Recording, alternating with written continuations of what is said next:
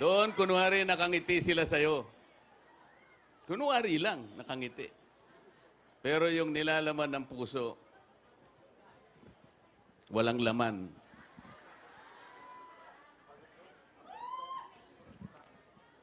Kasi po, sinasabi ko sa kanila, maraming mali ang ginagawa natin. Dapat ang gawain natin, ibase natin sa ating mga tuntunin. Meron tayong House Rules and Regulations. Kagaya ng ginagawa ninyo sa ating Vice President. Ang ating Vice President ay ibinoto ng mahigit na 32 million Pilipinos. Inimpeach nila yung Vice President. Walang basihan ang impeachment. Bakit po?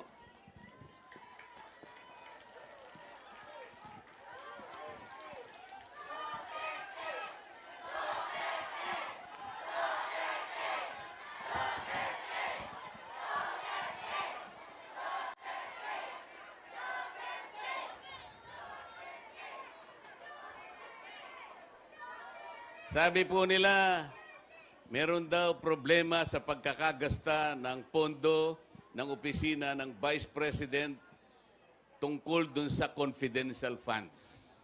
Yun po ang kanilang sinasabi. Yun po yung aligasyon. Sabi ko sa kanila, o sige, gawin natin. Pero, isama natin yung mahigit na 400 offices na meron ding confidential funds.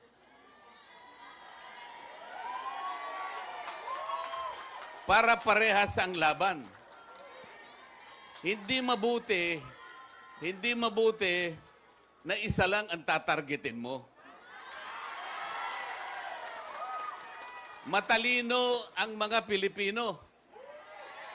Lalo na yung mga taga Valencia, Bukidnon. Sabi ko, mahalata tayo ng taga Bukidnon sapagkat namemersonal tayo. Isama mo lahat yung 400 para sa ganun, walang personalan. Hindi po nila alam. Ayaw po nila. Alam na po ninyo ang dahilan kung bakit ayaw nila. Gusto nilang tanggalin ang Vice President. Interesado sila na mawala ang Vice President sapagkat siya lamang ang makakalaban nila sa susunod na presidential election. Yun.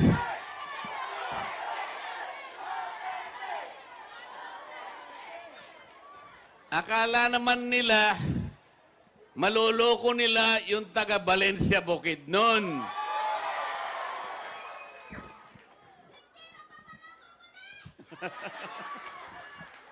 Salamat po sa pagkakataong ito na binigyan niyo ako ng pagkakataong magkita-kita tayo. Alam ko po ang karamihan, kung hindi man lahat, ay miyembro ng kaibigan. Brotherhood Christian Association, Inc. Alam ko po ang inyong pinanggagalingan. Ang brotherhood po, malalim ang kahulugan. Pag sinabi mong brotherhood, nandyan ang pagkakaisa. Nandyan ang pagmamalasakitan sa bawat isa. Nandyan ang pagtutulungan sa bawat isa. Alam po ninyo, merong nakasulat sa Biblia. Awit, versikulo 133, 133, Kapitulo 1. Anong sinasabi doon? Masdan ninyo na pagkabuti at pagkaligaya sa magkakapatid na magsitahan sa pagkakaisa. Nakasulat po sa Biblia. Brotherhood, kapatiran, pagkakaisa. Iyan po ang kailangan ng bansa para umunlad ang Pilipinas. Hindi kaguluhan, hindi kaguluhan. Kaya gusto kong pumunta dito sa Valencia kahit malayong malayo sa aking pinanggalingan. Sapagkat dito makikita natin ang kahulugan ng pagkakaisa, ng pagmamahalan at pag-iibigan sa bawat isang Pilipino. Hindi kagaya ng gustong mangyari ng aming leader sa House of Representatives na nanggaling lang sa Tacloban. Ang gusto niya tanggalin niya ang Vice President. Kinasangkapan niya ang mga representatives. Mahigit na 200 ang pumirma. Hindi nila kayo kinonsulta. Hindi man lang sila nagtanong sa inyo. They owe it to the people. Kailangan nilang konsultahin kayo sapagkat napaka-importanting issue to.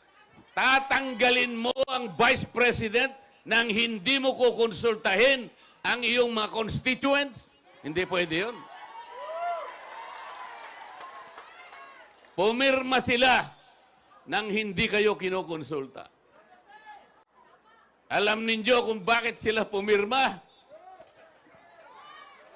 Alam na ninyo ang dahilan. Matalino ang taga Valencia Bukidnon.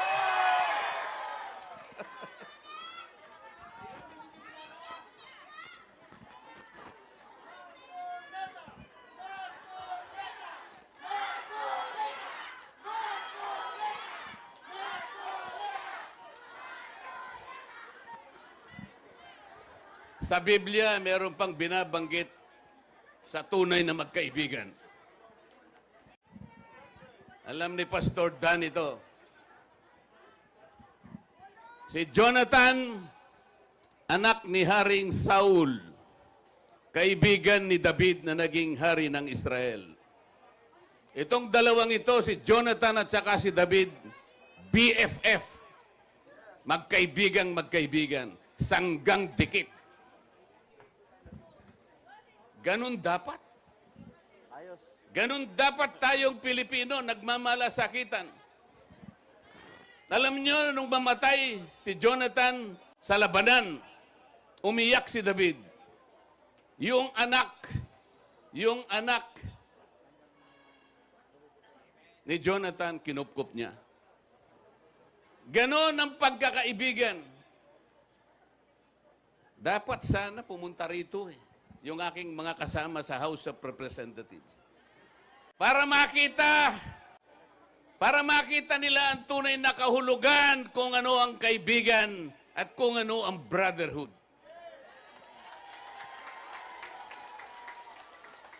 Darating na naman po ang eleksyon. Lalapit na naman sila sa inyo. Lalapit na naman po sila sa inyo, dala-dala po yung AIX. Bakit? Ang mamamayan ba ng Valencia Bukidnon, ang katapat niya ay konting perang ibibigay sa kanya?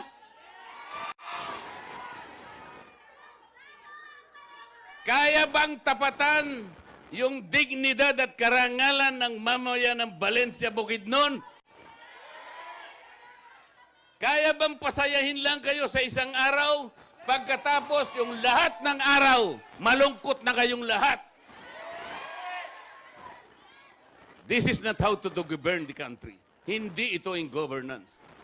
Hindi tungkulin ng congressman o senador na siya mismo ang magdala ng AIX, ng AKAP, ng tupad. Kayabangan po yun, pagpapasikat yun. Hindi dapat mangyari yon. Kasi ang akala nila, pag inabutan po kayo ng konting pera, parang utang na loob nyo sa kanila. Hindi po ganun eh. Dapat kasi hindi na pinadadaan sa mga congressmen para hindi sila makapagyabang, para hindi nyo tanawin ng utang na loob. Kung ako lamang ang masusunod po, total, konting pera lang naman yun eh. Magsakripisyo na tayong lahat. Pag lumalapit si congressman o kaya si senator, kandidato, kung kaya ninyong gawin, huwag na nating tanggapin. Kung kaya, ha? Kung gusto nyong tanggapin nyo. Total, sa inyo naman yun eh. Pero huwag kayong magpapasalamat sa kanila dahil pera ninyo yan. Hindi nila pera yan. Hindi galing sa bulsa nila yan. Ngunit kung kaya ninyong huwag tanggapin. Halimbawa, ma'am, halimbawa, inaabot niya sa'yo. Sinabi ni ma'am, Kong, sa'yo na lang yan. Hindi mo kayang bilhin ang aking dignidad. Alam po ninyo, parang sampal sa mga mukha nila yun. Sapagkat nung inimpeach ang Vice President, hindi ka man lang nilapitan. Bakit? Gusto mo bang i-impeach ang Vice President? Ayaw mo eh. Pero siya gusto niya. Sapagkat alam na ninyo, magkano ba ang dahilan? Magkano?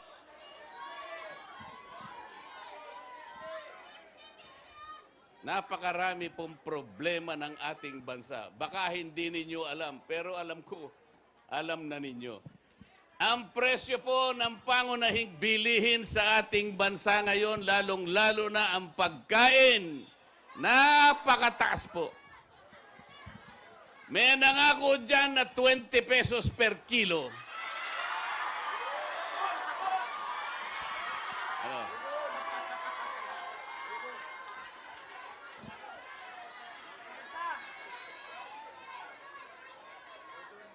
Hoy, pabalik-balik na yung mga senador nila.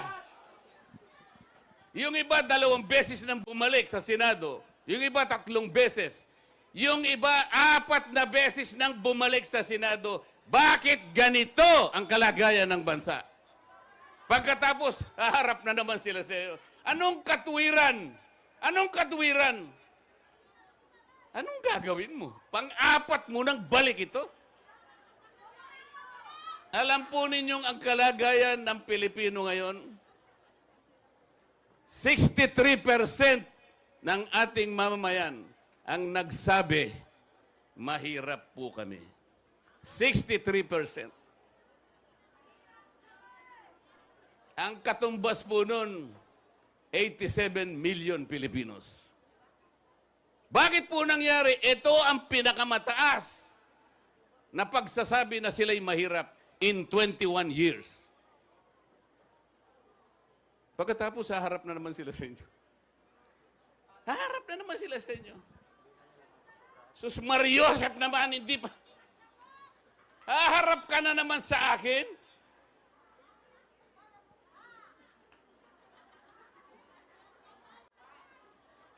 Talaga pong ganun ang... Anong gagawin? Anong gagawin nila?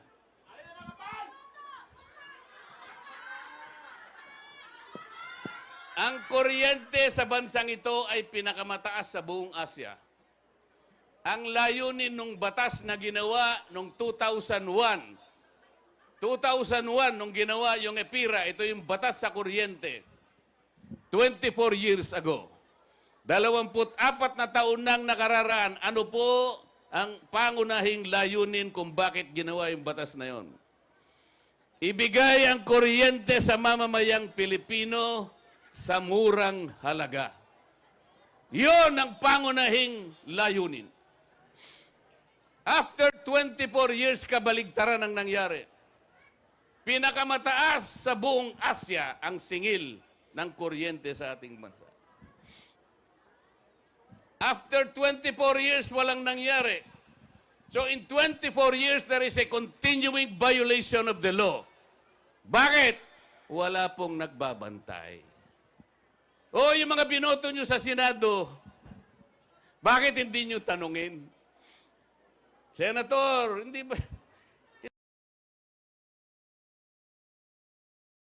ginawa na po nyo itong batas na to 24 years ago? Ang layunin pala ibaba ang kuryente. Ano ba yung mura sa Bisaya? Barato! Barato. Barato ba ang kuryente? Sa Valencia, Bukidnon. Oh. Oh, bakit hindi natin tanungin? Lalapit na naman sa inyo eh. Ha? O may dala-dala namang akap eh. O hindi na kayo magtatanong, may akap eh, ha? AX. Tupad. Wag po, wag po. Meron kayong kapangyarihan, palitan natin ang sistema. Palitan natin ang sistema.